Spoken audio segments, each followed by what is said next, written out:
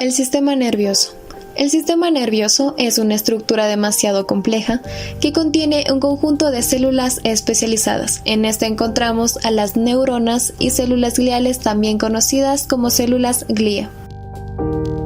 Las neuronas están encargadas de la conducción de señales eléctricas que pasan por todo nuestro organismo, mientras que las células gliales son las encargadas de dar soporte a las neuronas y otras células del sistema. Entonces, en el transcurso del video vamos a dar a conocer este tema con más profundidad. Bienvenidos a todos y a todas.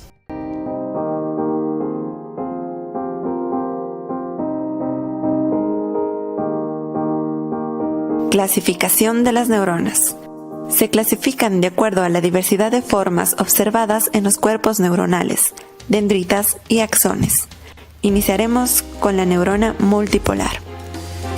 Es el tipo neuronal más común y extendido en la escala zoológica.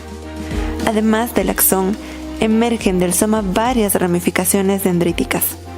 Son las más abundantes del sistema nervioso en los vertebrados. Como podemos ver en las imágenes, las mismas poseen un cuerpo celular, un axón, dendritas y según la longitud del axón se distinguen las multipolares de axón largo o tipo Golgi 1 con un cuerpo celular grande y varias dendritas muy ramificadas y con un axón más corto o tipo Golgi 2. Continuamos con la neurona bipolar. La neurona bipolar posee dos prolongaciones, un axón y una dendrita, como podemos observar en las imágenes. Las mismas emergen de lugares opuestos del cuerpo celular. Estas neuronas se encuentran principalmente en los sistemas sensoriales, como es el caso de las células bipolares de la retina. Neurona unipolar. Posee una sola prolongación que sale del soma.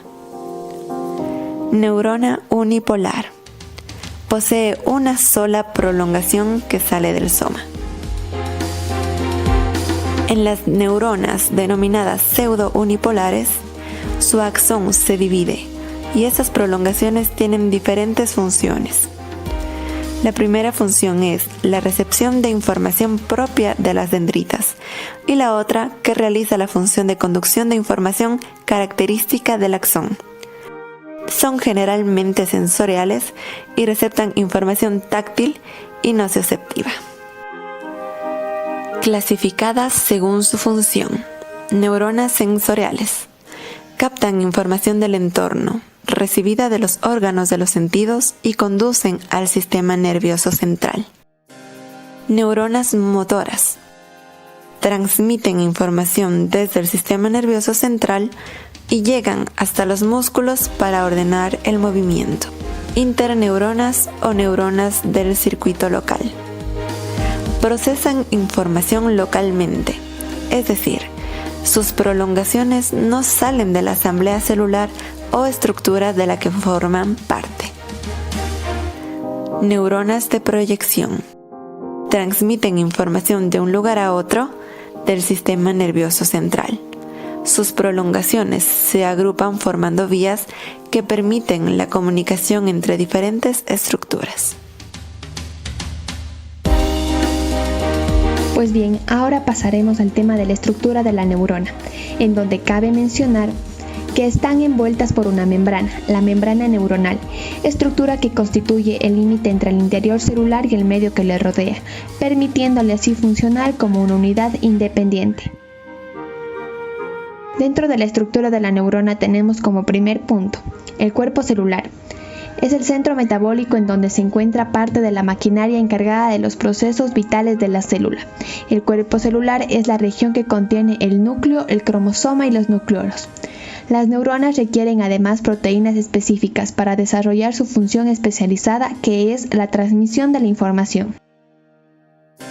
Como segundo punto tenemos las dendritas, que son prolongaciones del soma neuronal, con forma de árbol y constituyen de receptor clave de la información que llega a la neurona.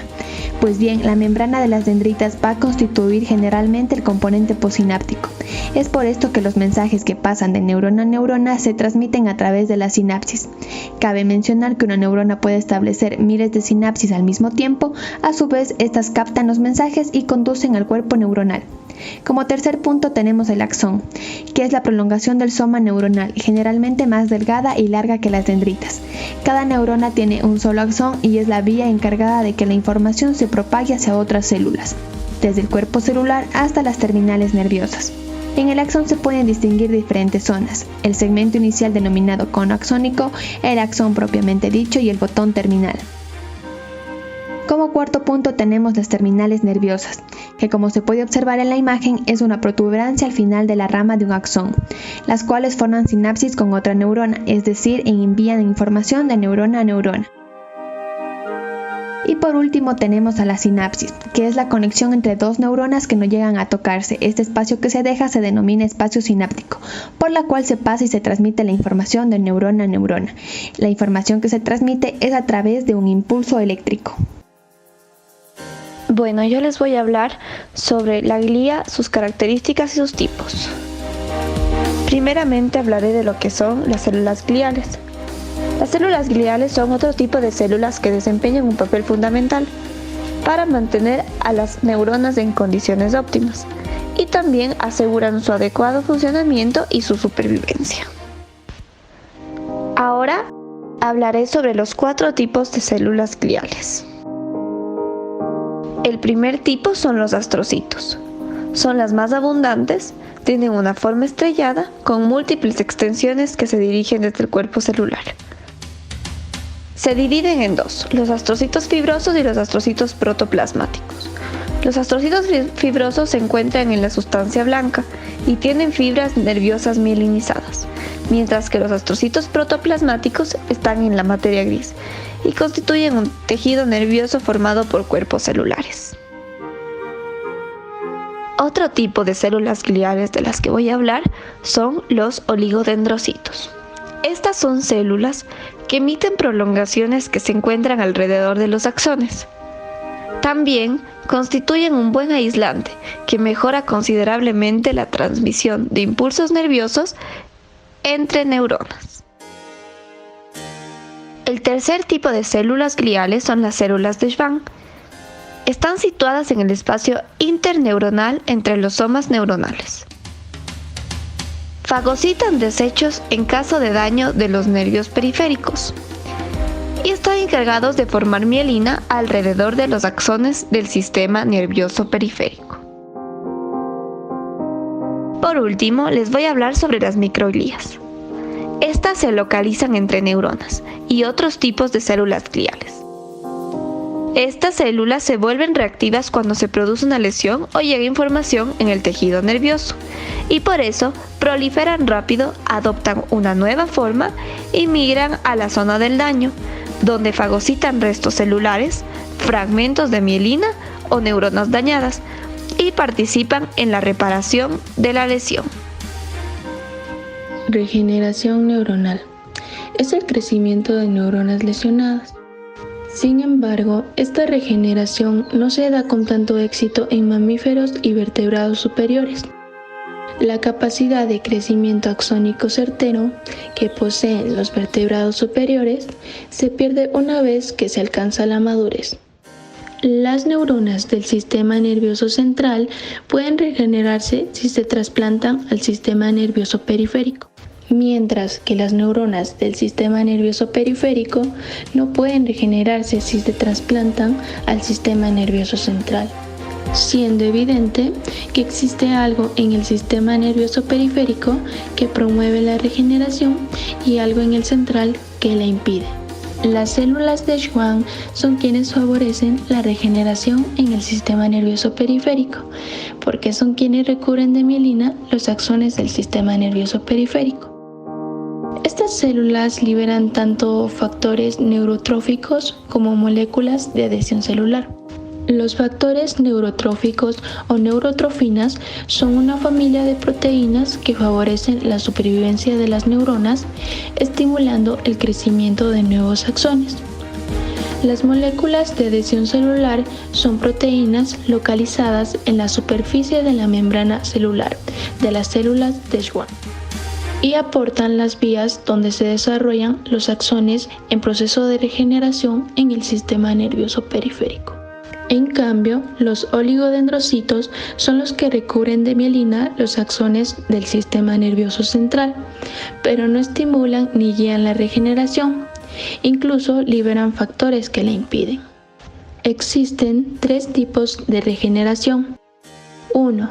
Cuando la vaina de mielina de la célula de Schwann permanece intacta. 2. Cuando se lesiona el nervio periférico y los extremos cortados quedan ligeramente separados. 3. Cuando los extremos cortados del nervio periférico se encuentran demasiado separados. Y aquí generalmente no se da una regeneración funcional. En el sistema nervioso periférico de los mamíferos, la regeneración neuronal comienza 2 o 3 días después de haberse dañado. En los vertebrados inferiores, en cambio, la regeneración neuronal se da con éxito tanto en el sistema nervioso central como en el periférico, incluso cuando los axones que se encuentran en regeneración no crecen a través de las vainas de mielina de las células de Schwann. Y bueno, nos veremos en un próximo video. Muchas gracias por su atención.